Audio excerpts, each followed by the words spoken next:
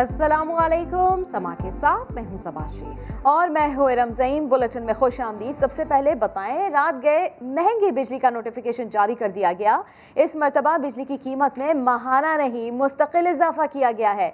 जी हाँ, बिजली पूरे ₹1.95 फी यूनिट महंगी कर दी गई है और कराची वालों को भी खुश होने की कोई ज़रूरत नहीं है, क्योंकि ये इजाफा मुल्क भर के सार्फिन के लिए है। और तो और हुकूमत ने 50 यूनिट इस्तेमाल करने वाले गरीबों का भी ख्याल नहीं किया। उन्हें भी अब जेबें मजीद हल्की करना पड़ेंगी। इस हवाले से देखिए वहाब कामरान की रिपोर्ट। बिजली सारिफीन को 200 अरब रुपए का हाई वोल्ट झटका। कीमत में ₹1.95 फी यूनिट मुस्तकिल इजाफा। पावर डिवीजन ने नोटिफिकेशन जारी कर दिया। इत्तलाक माहाना 50 यूनिट तक इस्तेमाल करने वाले गरीब सारिफीन पर भी होगा।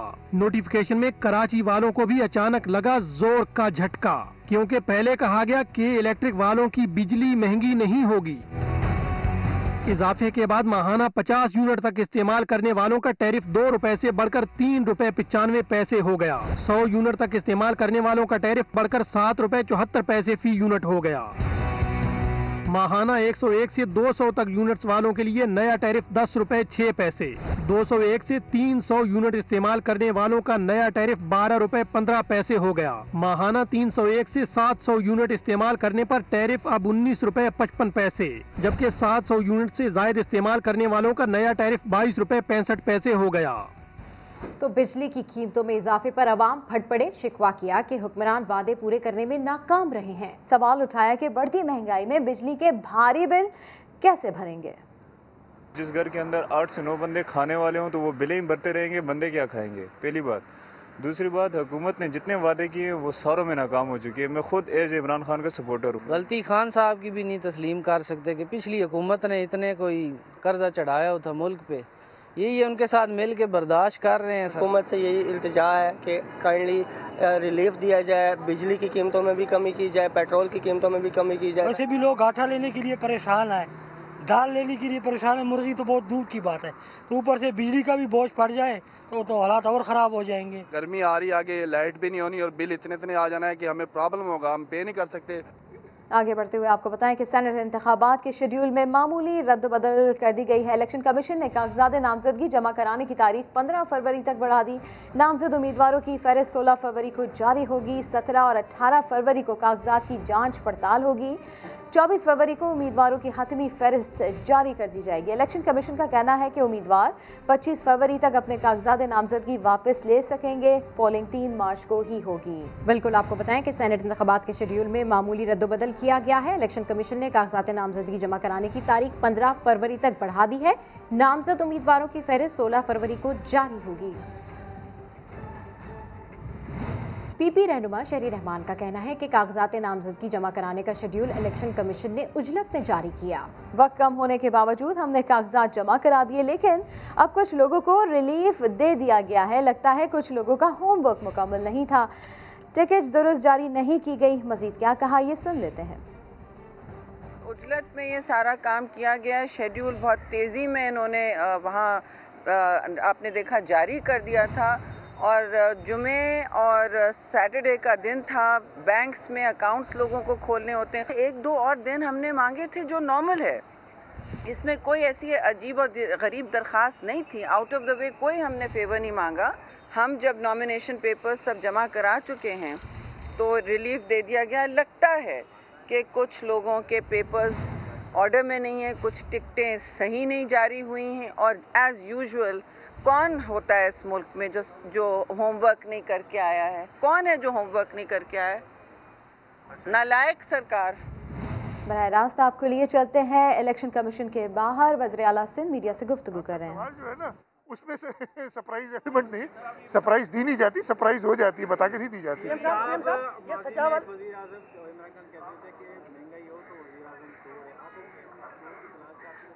मैंने तो नहीं कहा, आपने कहा इमरान खान ने पहले जो कहा था सच कहा होगा। मैंने तो नहीं कह रहा, शायद सच कहा था कि जो क्या कहा आपने, वजीर आजम ने माजी में कहा कि जो महंगाई हो जाए तो वजीर आजम चोर है। किसने कहा था?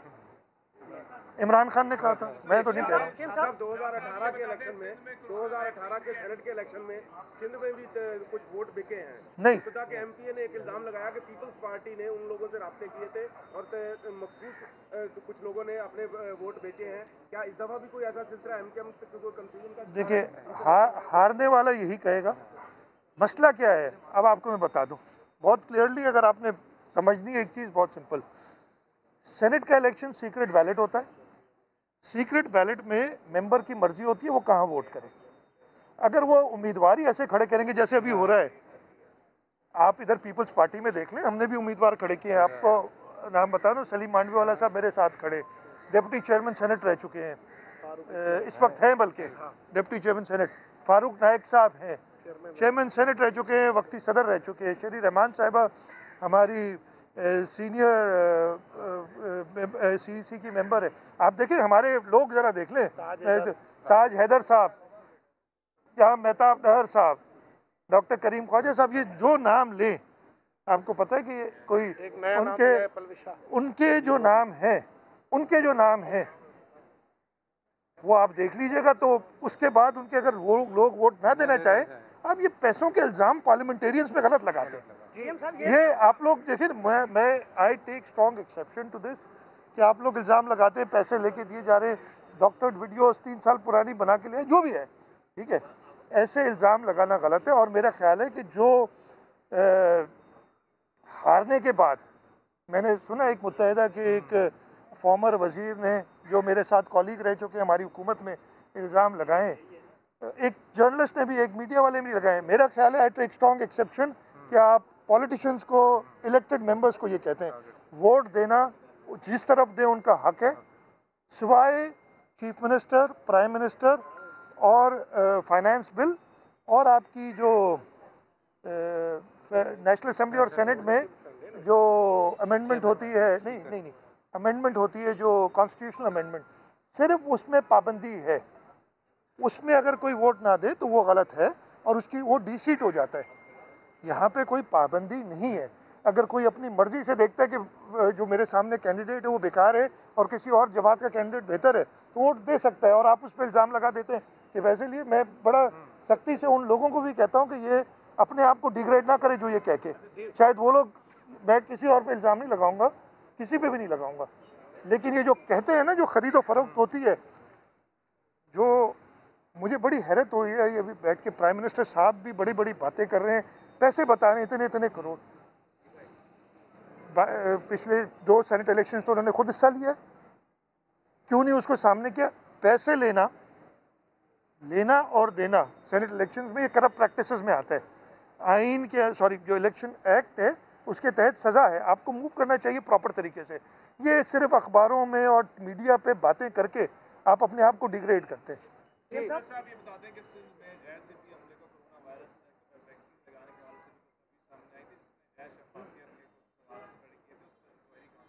देखिए वो उसका हम चेक कर रहे हैं, जो कि है जो भी इश्यूज़ है हमारी, तो जो तरीक़ाकार है, इसलिए कि ये पहली वैक्सीन हमें जो अभी तक मिली हैं वो चाइना से तोहफे के तौर पे मिली हैं, और ये हमारा जो फ्रंट लाइन वर्कर्स हैं हमारे, उनको देनी है। जो ऐसी कुछ खबरें आई हैं उन पे बिल्कुल तहकीकात होंगी और सज़ा मिलेगी, और सज़ा मिले भी है। आखिरी सवाल कर लें, कोई ऐसी चीज़ नहीं है। एक खत आया था फेडरल गवर्नमेंट से और उसमें और कोई हकीकत नहीं है, बस। वज़ीर आला सिंध मुराद अली शाह मीडिया से बात कर रहे थे। ये कहा कि हमें अचानक पता चला कि तारीख बढ़ा दी गई है, इलेक्शन कमीशन को पहले फैसला करना चाहिए। इलेक्शन कमीशन आईना तरीक़ाकार के तहत इंतखाबात कराए। वज़ीर आला सिंध ने यह भी कहा कि पीपल्स पार्टी ने अपने तमाम उम्मीदवारों के कागजात जमा करा दिए।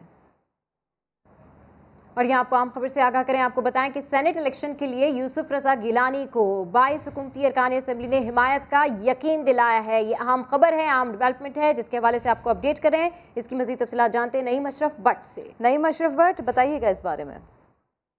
जी बिल्कुल, बड़ी अहम डेवलपमेंट है। साबिक वज़ीर आज़म यूसुफ रजा गिलानी, जो कि इस्लामाबाद से PDM के मुतफ़िका उम्मीदवार हैं सेनेट इंतखाब के लिए, और क्योंकि वहाँ पर कम से कम 15 ऐसे अरकान हैं मैनेज, जिसका फ़र्क है, यानी हुकूमत के ज़्यादा हैं अगर PDM के सारे मिला लिए जाएँ, लेकिन ज़राए से मालूम हुआ है कि 22 ऐसे अरकान हैं PTI के और कुछ इत्तेहादी जिन्होंने यूसुफ रजा गिलानी को यकीन दिलाया है कि वो जब इंतखाब होगा, क्योंकि वो सीक्रेट बैलेट है अभी तक जो चल रहा है, तो उसमें वो वोट करेंगे यूसुफ रजा गिलानी को। इसमें 20 अरकान जो हैं वो पंजाब से हैं और एक सिंध का और एक KP का है, और इनमें अक्सरियत जो है वो यूसुफ रजा गिलानी से उनका पर्सनल ताल्लुक भी है, और कुछ में जरदारी साहब जो हैं वो भी अपना किरदार अदा कर रहे हैं, जो कि पहले ही इस काम में काफ़ी माहिर हैं। और पिछली दफ़ा भी सेनेट इंतखाबात हों या चेयरमैन सेनेट का इलेक्शन हो, उसमें वो अहम रोल अदा कर चुके हैं।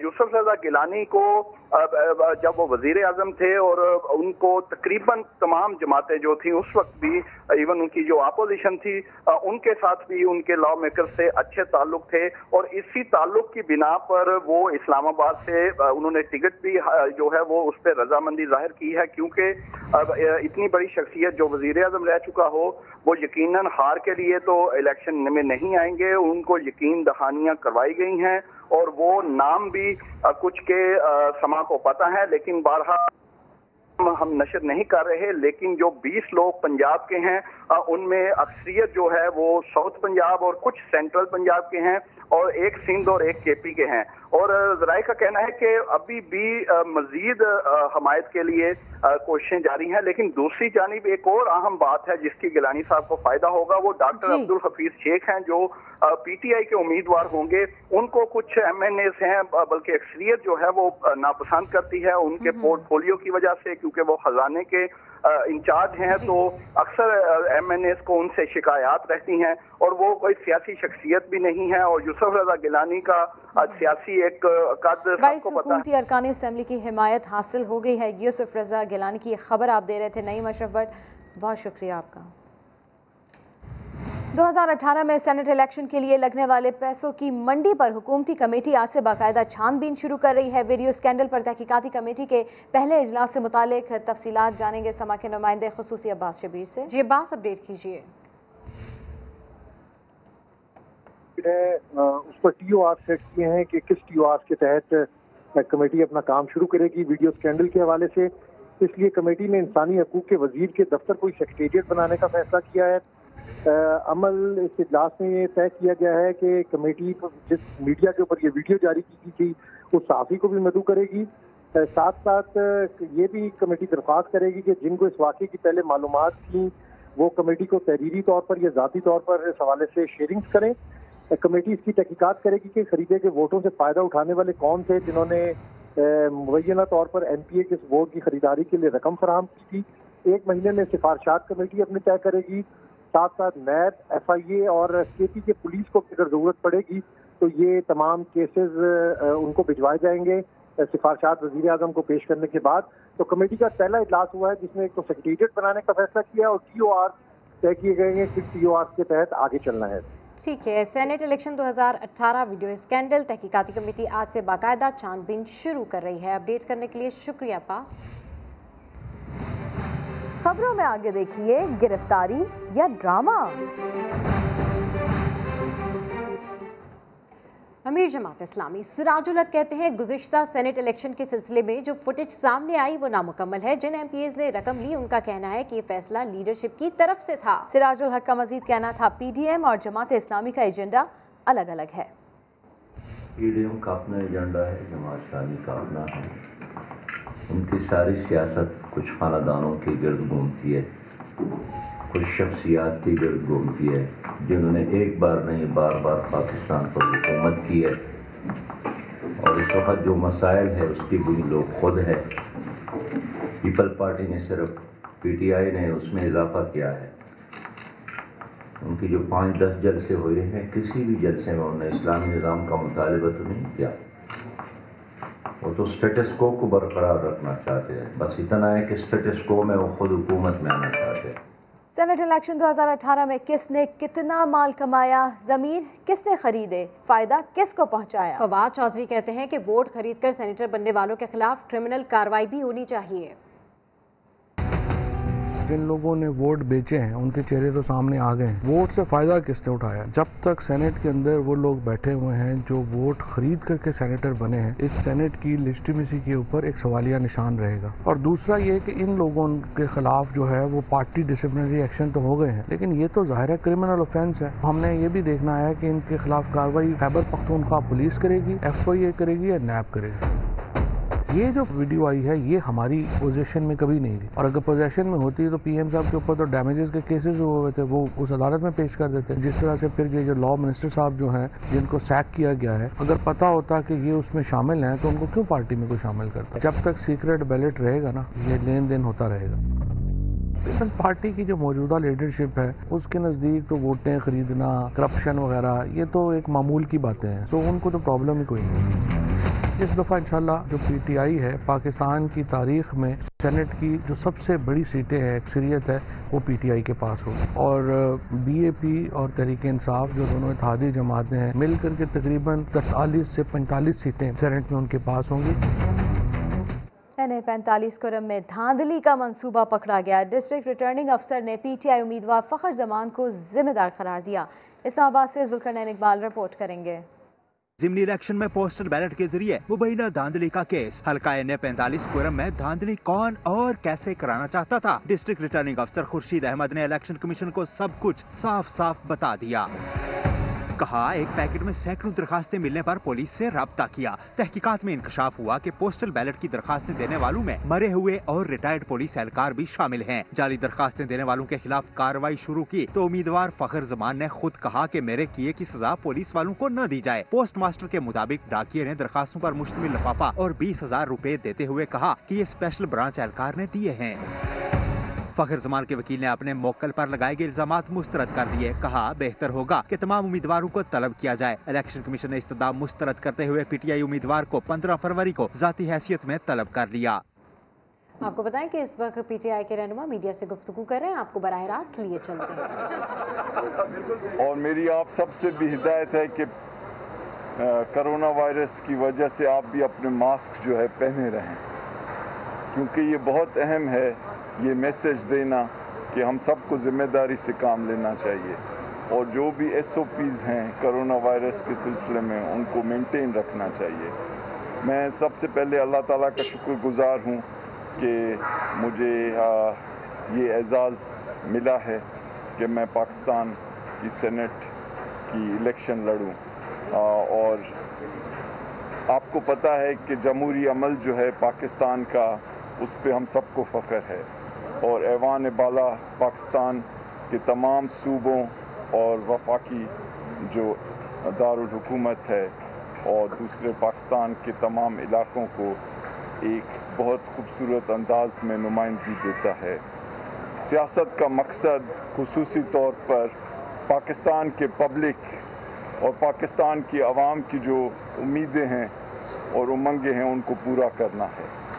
और प्राइम मिनिस्टर इमरान खान अपनी पिछले 25 साल से इस जद्दोजहद में रहे हैं कि पाकिस्तान के लोगों की जो इकनॉमिक इक्तसादी तरक्की है, उनकी माशी जो सूरत हाल है उसको बेहतर किया जाए। और इंशाअल्लाह अल्लाह ने हमें कामयाब किया तो हम पाकिस्तान की जो लोगों की उमंगें हैं उन पर पूरी उतरने की भरपूर कोशिश करेंगे। पाकिस्तान तहरीक इंसाफ एक ऐसी पार्टी है जिसका बुनियादी मकसद इक्तसादी सिचुएशन को बेहतर करना और पाकिस्तान को एक मजबूत मुल्क बनाना है। इंशाअल्लाह हम सब कोशिश करेंगे कि प्राइम मिनिस्टर इमरान खान और उनकी तरफ से जो हमें काम दिया गया है उसको अच्छे अंदाज में निपटाएं। Thank you. मैं ख़ास तौर पे जो भी तमाम MNAs जिन्होंने मुझे स्पॉन्सर किया है और वो तमाम इलेक्टोरल कॉलेज यानी पाकिस्तान की कौमी असम्बली जो है जिसमें मर्द हजरात और ख़वातीन हमारा इलेक्टोरल कॉलेज होंगे, मैं उनसे भी एक अपील करता हूँ कि वो आगे आएँ और हमारी मदद करें। और मैं आज़म सवाती साहब, हम्माद अज़हर साहब का भी शुक्रगुज़ार हूँ कि वो यहाँ आए हैं। शेख साहब ये बताएं कि आप अपने एक फार्मर प्राइम मिनिस्टर के खिलाफ सेनेट का इलेक्शन लड़ने जा रहे हैं, तो कैसा ये इलेक्शन होगा, कितना कांटे का मुकाबला होगा, और उसके साथ साथ सेनेटर बनने के बाद आप दोबारा से वफाकी मंत्री बनेंगे तो पेट्रोलियम मसनूआत वो हमारे खिलाफ लड़ने जा रहे हैं।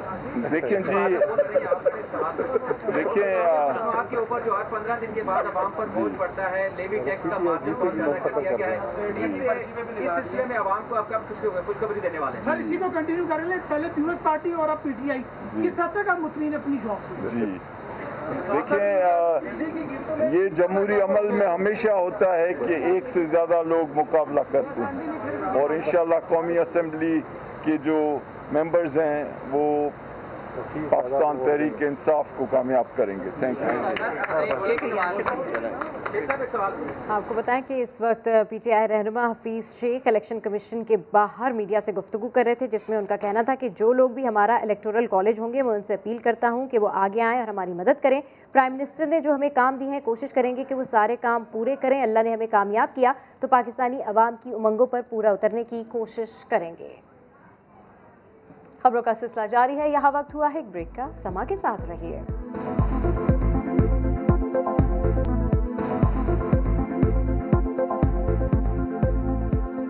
Welcome back. कल रात ज़मीन ने करवट ली, मगर शुक्र है कि कहीं कोई जानी या बड़े पैमाने पर माली नुकसान नहीं हुआ।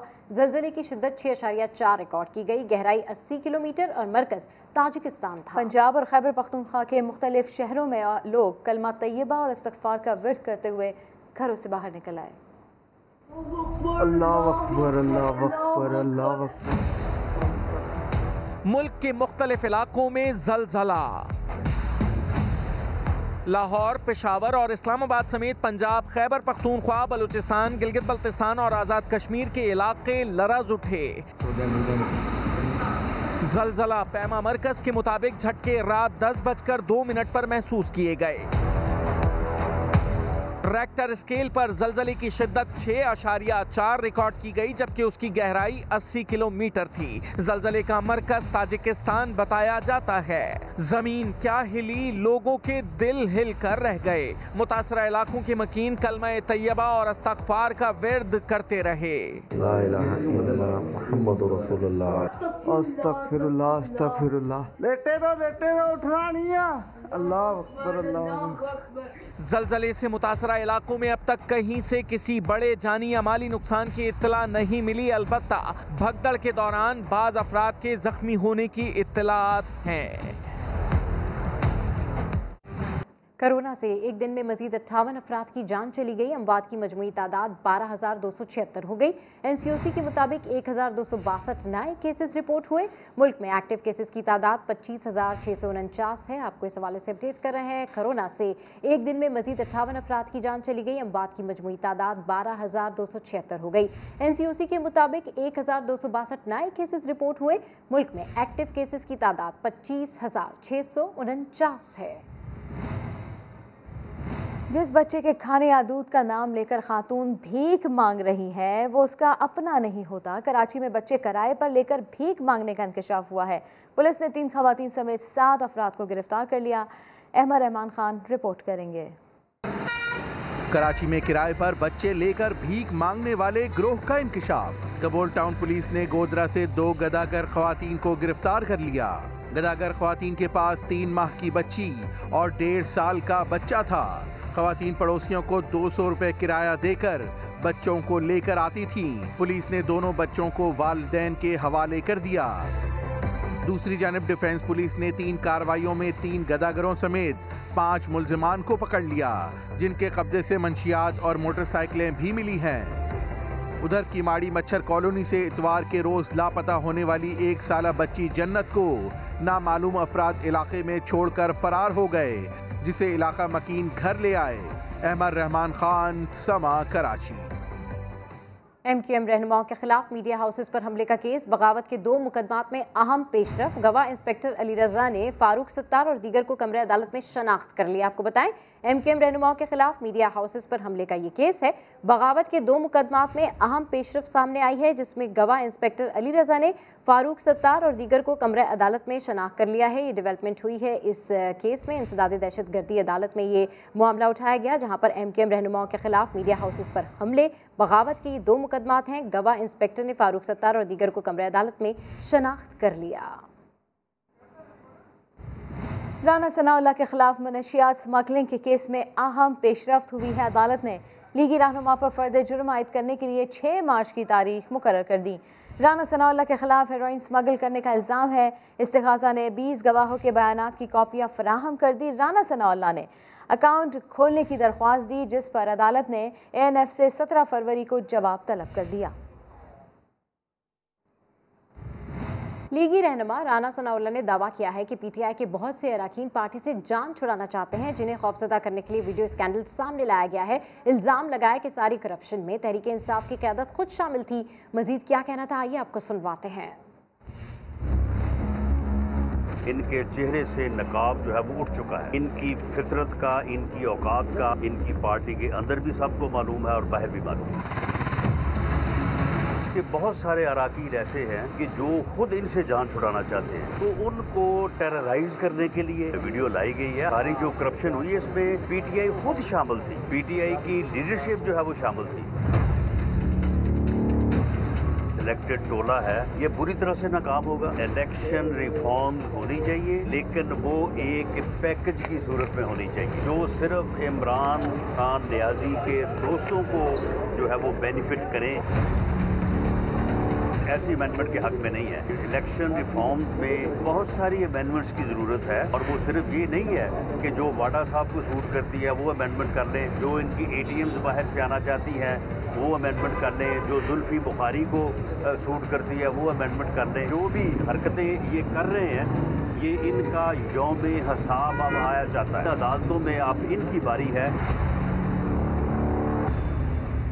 दस्का में लीगी रहनुमा मरियम नवाज के खिताब के लिए फवारा चौक में साउंड सिस्टम लगाया जा रहा है। इंतजामिया का कहना है कि मकामी लीगी क़यादत ने इजाज़त नहीं ली।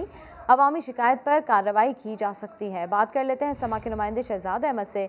शहजाद अहमद, इजाज़त नहीं ली गई, लेकिन यहाँ पर इंतजामात पूरे किए जा रहे हैं।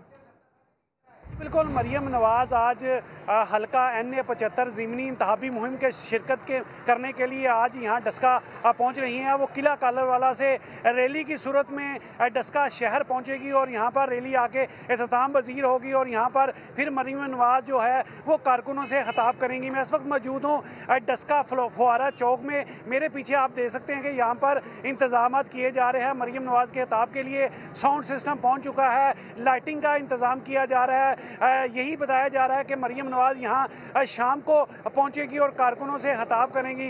ताहम असिस्टेंट कमिश्नर डस्का से हमारी बात हुई है, उनका ये कहना है कि ना तो रैली के लिए और ना ही खिताब के लिए उनसे किसी किस्म की परमिशन ली गई है। जब रैली यहाँ पर पहुँचेगी, अगर आवाम को उससे कोई परेशानी हुई तो फिर उसके खिलाफ कार्रवाई की जा सकती है। तो डस्का में मरियम नवाज के जलसे वाली जगह पर नून लीगी और PTI कारकुन आमने सामने आ गए हैं। PTI रहनुमाओं ने इल्ज़ाम लगाया है कि लीगी कारकुन हमारे बैनर्स उतार रहे हैं। डस्का में मरियम नवाज के जलसे वाली जगह पर नून लीगी और PTI कारकुन आमने सामने आ गए और PTI रहनुमाओं ने इल्ज़ाम लगाया कि जो लीगी कारकुनान है वो उनके बैनर्स उतार रहे हैं। वज़ीर आला पंजाब की मुआविन ख़ुसूसी इत्तलात फिरदौस आशिकावान कहती हैं डस्का ज़िमनी इलेक्शन मुहिम में नून लीग की पहचान मनफी सियासत उरूज पर है। नून लीग कान खोल कर सुन ले, आवाम और हुकूमत रिवायती ओछे हथकंडों से मरूब ना होगी। ऐसी हरकतों से ये करप्ट लीग खुद को मजीद एक्सपोज करेगी।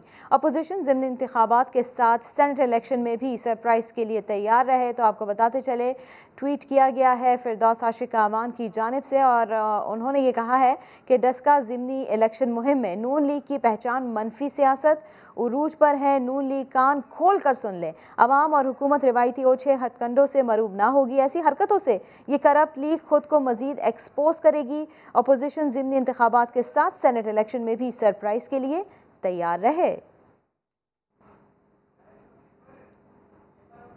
और यहाँ आपको आम खबर से आगाह करें, आपको बताएं कि जस्टिस फाइज ईसा अरकान असम्बली तरक्याती फंड्स केस के फैसले से लाइल्म, मुझसे दस्तखत क्यों नहीं कराए गए, रजिस्ट्रार को खत लिख दिया। मजीद जानते हैं जुल्करनैन इकबाल से। आपको बताएं जस्टिस काजी फाइज ईसा का तरक्याती फंड्स केस के फैसले पर इजहार लाइल्मी, जस्टिस काजी फाइज ईसा ने केस फाइल पेश न करने पर रजिस्ट्रार को खत लिख दिया है। इस हवाले से मजीद तफसीलात हासिल करते हैं जुल्करनैन इकबाल से। जी अपडेट कीजिए। देखिए, जस्टिस काजी फाइज ईसा की जानिब से रजिस्ट्रार सुप्रीम कोर्ट को खत लिखा गया है, जिसमें उन्होंने जो वज़ीर-ए-आज़म तरक्याती फंड्स केस है उसमें जो फैसला आया है उससे लाइल्मी का इजहार करते हुए कहा है कि सारी दुनिया को पता चल चुका है कि उसका फैसला है, लेकिन मुझे मालूम नहीं, क्योंकि मैं बेंच का हिस्सा था और सीनियरिटी के लिहाज से मेरे पास इस फाइल को आना चाहिए था, हुक्मनामे को आना चाहिए था, ताकि मैं इससे या इत्तेफाक कर सकूं या इख्तिलाफ कर सकूं, लेकिन मेरे पास केस की फाइल ही नहीं है, ना हुक्मनामे की कॉपी मुझे मिली। मेरे से जो जूनियर जज थे जैसे सजाजुल हसन, वो इस बेंच का हिस्सा थे, उन तक ये फाइल पहुंच गई, उन्होंने अपनी राय के ऊपर दे दी। लेकिन मुझे इसलिए बताया जाए कि जो प्रोसीजर है उसको फॉलो क्यों नहीं किया गया, हुक्मनामे की कॉपी मुझ तक क्यों नहीं पहुंचाएगी, ताकि मैं इसके ऊपर अपनी राय दे सकता। साथ ही साथ उन्होंने ये भी सवाल पूछा कि मीडिया को ये जो फैसला है ये कैसे जारी किया गया और किसके कहने पर जारी किया गया। इसके साथ उन्होंने केस की फाइल और हुक्मनामे की कॉपी भी मांग ली है ताकि वो इसके ऊपर अपनी राय दे सकें। अच्छा जुल्करनैन इकबाल, बिल्कुल ये अहम मामला है और उस पर उन्होंने लाइल्मी का भी इजहार किया है, तो क्या पहले कभी ऐसा हुआ है कि किसी को इस तरह ना भेजा गया हुक्मनामा? देखिए, तरीका तो यही है कि तमाम जजेस उसके ऊपर अपनी राय देते हैं, चाहे वो इख्तिलाफ करें या उससे इत्तफाक करें, तमाम जजेस के दस्तखत होते हैं तभी हुक्मनामा जारी होता है। अब ये खत सामने आया जिससे ये इंकशाफ हुआ है कि जस्टिस काजी फाइज ईसा तो इस सारे मामले से ही लाइल्म है, उन तक केस की जो फाइल है वो ही नहीं पहुंचाई गई। ठीक है, बहुत शुक्रिया जुल्करनैन इकबाल अपडेट करने के लिए। खबरें और भी शामिल करेंगे, अभी एक ब्रेक लेंगे, समा के साथ रहिए।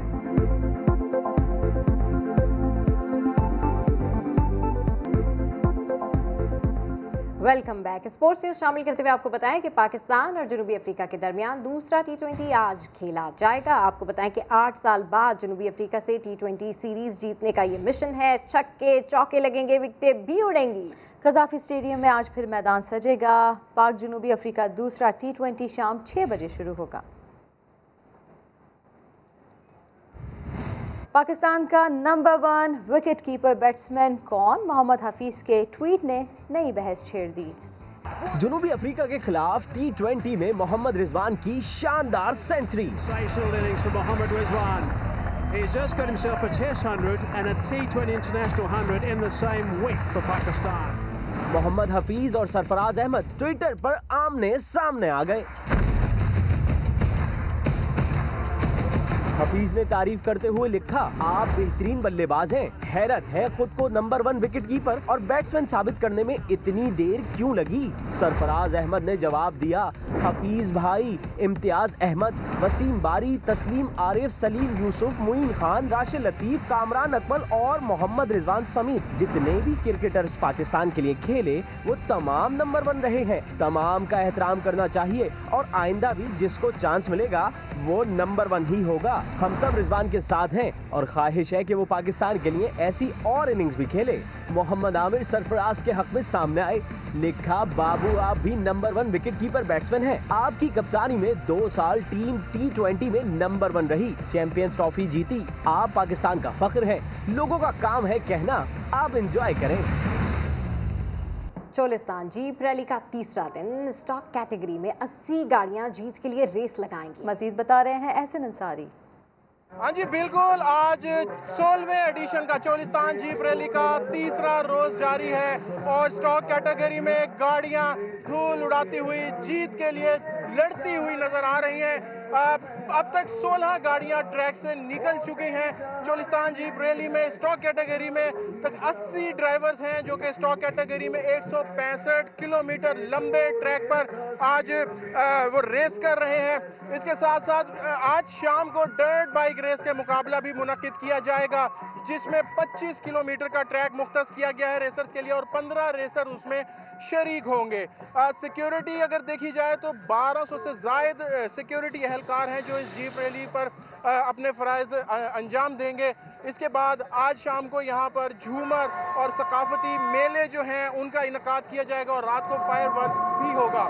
अभी 80 रेसर्स पार्टिसिपेट कर रहे हैं। 165 किलोमीटर लंबा ये ट्रैक है और कल प्रीपेड कैटेगरी का फाइनल राउंड होगा, जिसके बाद जो विनर्स हैं उनका ऐलान किया जाएगा। जी, एहसन अंसारी अपडेट कर रहे थे। एक ब्रेक के बाद हाजिर होंगे हेडलाइंस के साथ। देखते रहिए समा।